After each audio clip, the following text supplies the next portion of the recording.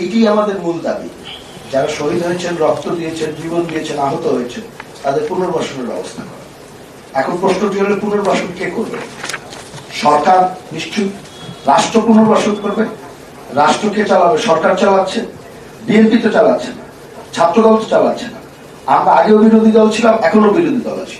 আপনি দেখবেন আমাদের জায়গা থেকে বাংলাদেশ জাতীয়তাবাদী ছাত্রদল যে কোনো ছাত্রের যে কোনো বিপদ আপদে, যে কোনো ছাত্র সংগঠনের যে কোনো সমস্যায় আমরা কিন্তু সব সময় জাতীয়তাবাদী ছাত্রদল তাদের কাছে পাশে ছিল, আছে এবং থাকবে।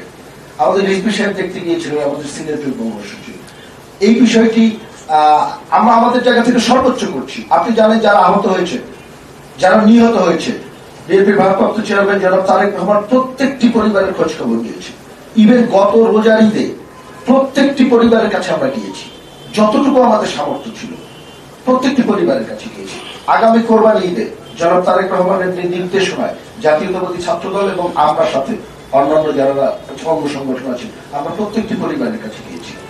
যারা আহত হয়েছে, যারা বিদেশে চিকিৎসাধীন ছিল, আপনাকে বলতে পারি সিঙ্গাপুরে যারা চিকিৎসাধীন ছিল, থাইল্যান্ডে যারা চিকিৎসাধীন ছিল, আমাদের যুব দলের সভাপতি আব্দুল মোন্নার নেতৃত্বে সেখানেও তাদের পাশে আমরা দাঁড়িয়েছি।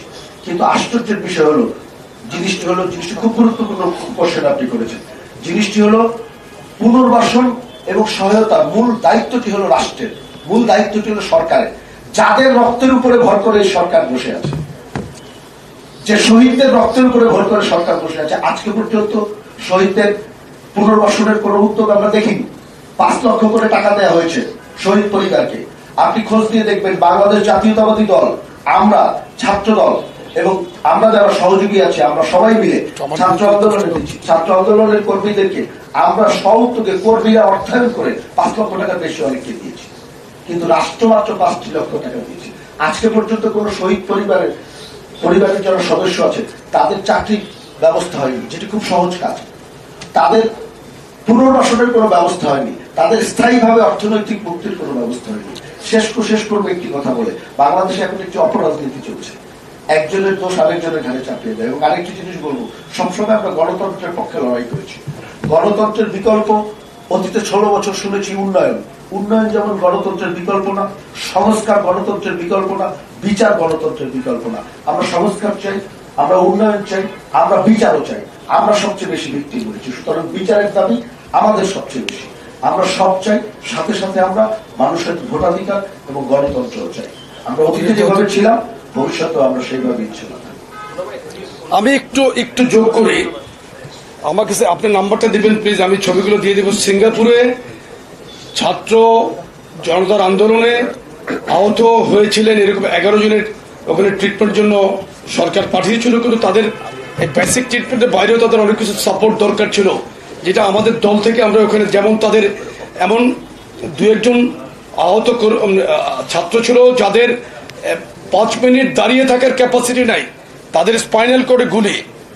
তো গাড়ি দরকার, এমবাসি প্রপার টাইমে গাড়ি দিতে পারছে না। তখন আমাদের বিএনপির ওখানে সবচাইতে ভূমিকা রেখেছিল বিএনপির সিঙ্গাপুর বিএনপির সিনিয়র ভাইস প্রেসিডেন্ট জনাব রবিন। তার উদ্যোগে তাদেরকে গাড়ির ব্যবস্থা করে দেওয়া হতো।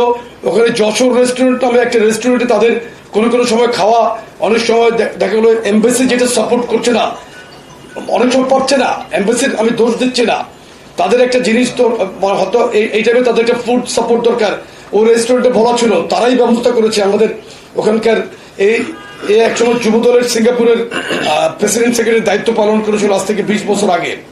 তা এখন আমি নিজে তাদেরকে আর্থিক সহযোগিতা, চেয়ারম্যান সাহেবের পক্ষ থেকে আর্থিক সহযোগিতা একটা বিরাট অঙ্কের টাকা সহযোগিতা করে এসেছি। আপনি যদি নাম্বারটা দিবেন, আমি ওখানকার ভিডিও এবং ওই ছবিগুলো আমি আপনাকে দিয়ে দেব। ধন্যবাদ।